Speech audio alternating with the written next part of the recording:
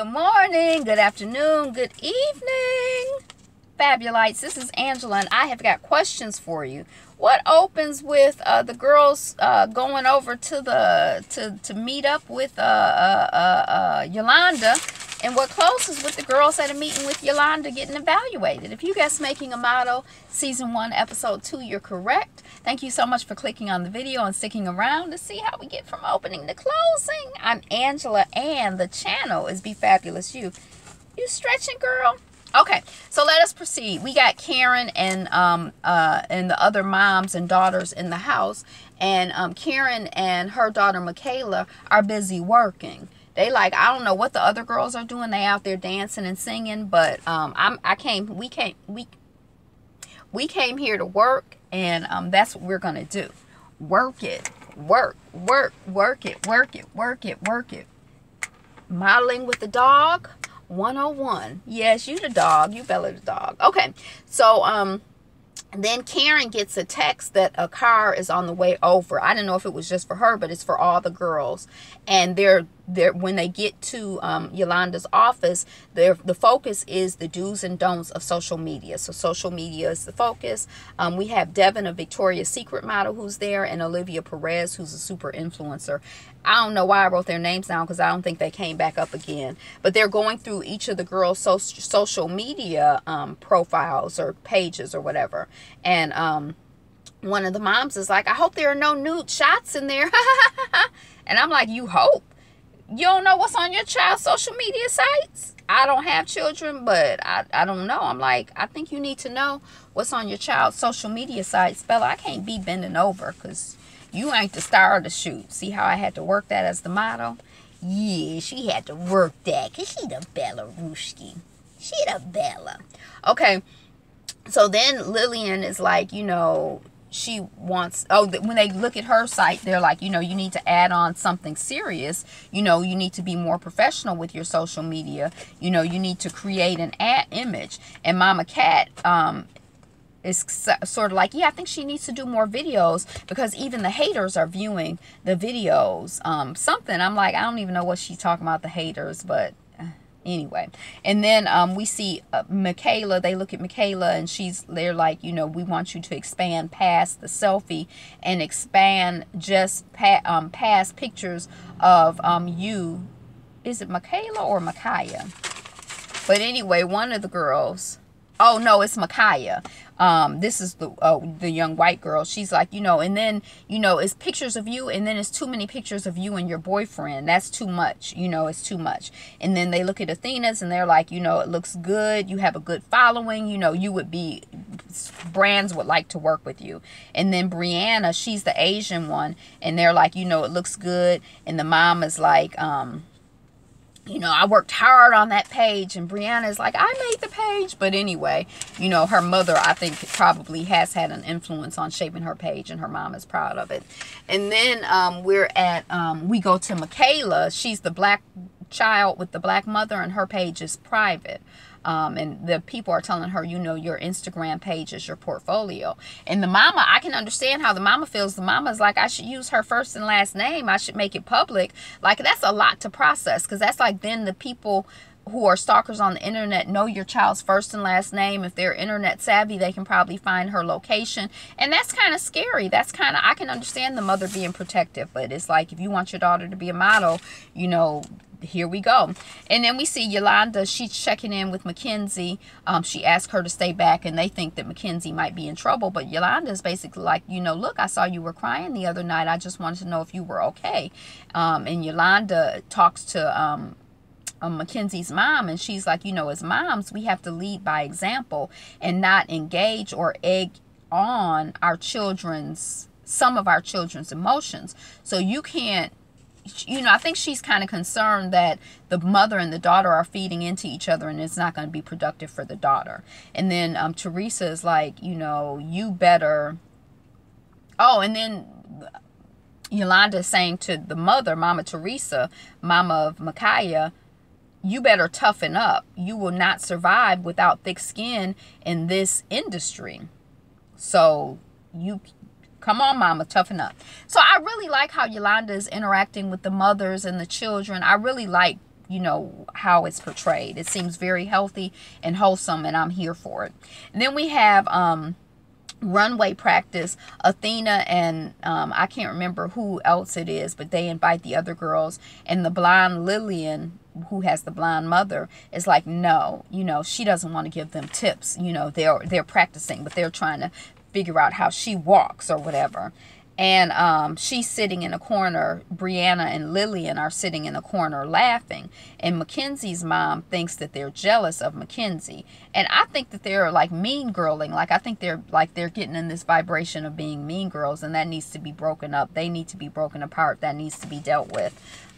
You know, like in a classroom or in a situation, that would need to be dealt with early and often. And I don't know, the Lillian, I'm concerned about her mother and how her mother interacts with her, because I think even though we haven't officially seen anything on camera with her mother, I suspect that she is a mouthpiece for her mother's perspectives, but I'm not really sure.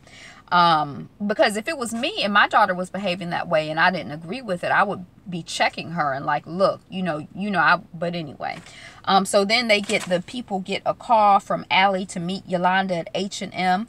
This is before the whole thing with baby boy black model Liam and H&M and the cutest, or the what kind of monkey in the jungle or something like that. And now they done had protests in South Africa and shut down some of the H&M stores, and now the H&M stores are open with guards and stuff. So, you know, H&M, boo!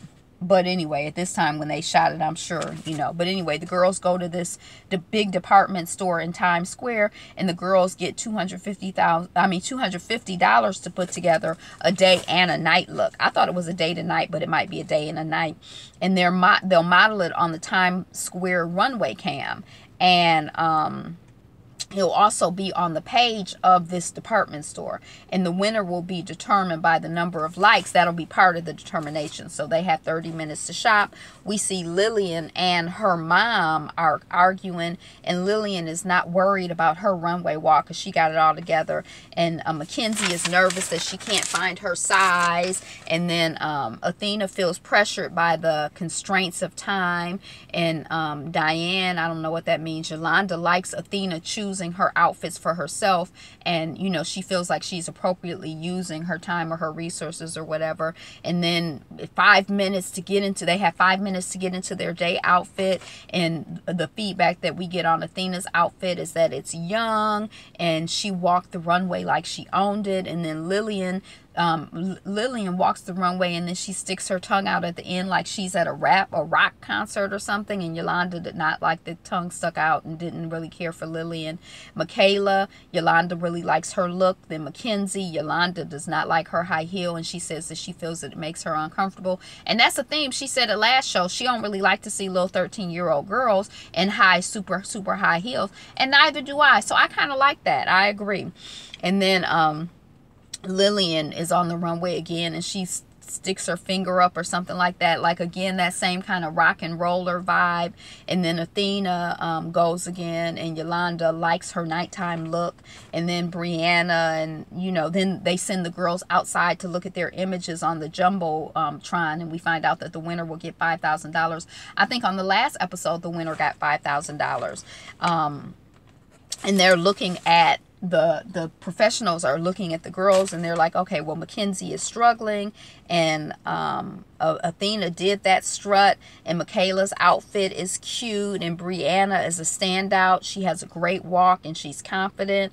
And Lillian they feel that the outfit that she selected is not really city or high fashion, you know, like she's in New York and it doesn't really read New York or high fashion.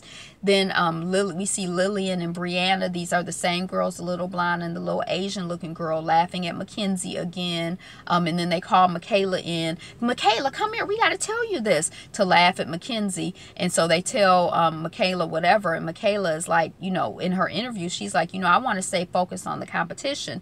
And then she says to the mean girls, well, we have a lot more time together, so hopefully we can all figure it out. And the mean girls are like, And then, you know, and then we see Bella is back. Bella Hadid is back with Yolanda visiting the house. And the moms are going to powwow with Yolanda while the girls go with Bella and Allie.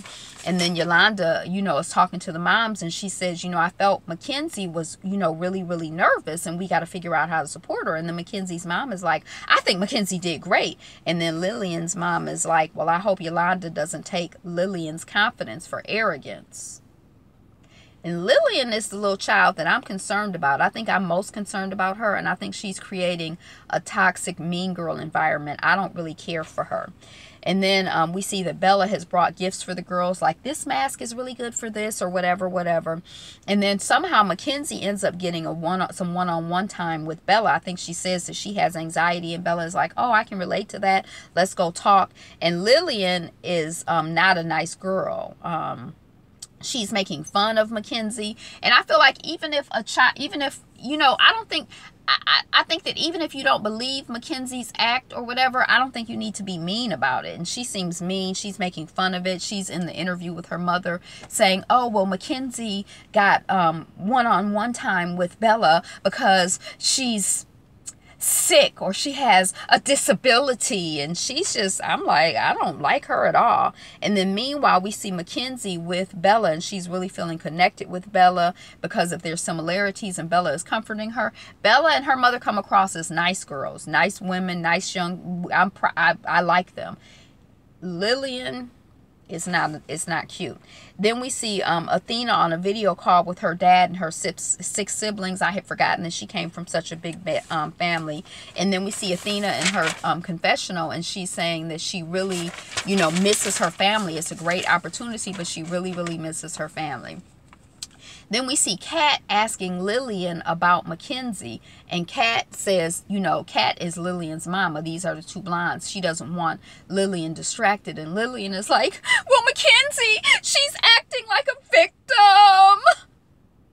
And then her mom is like, well, you know, stay focused on what's most important. And what's most important is you and your thing, not what she's doing.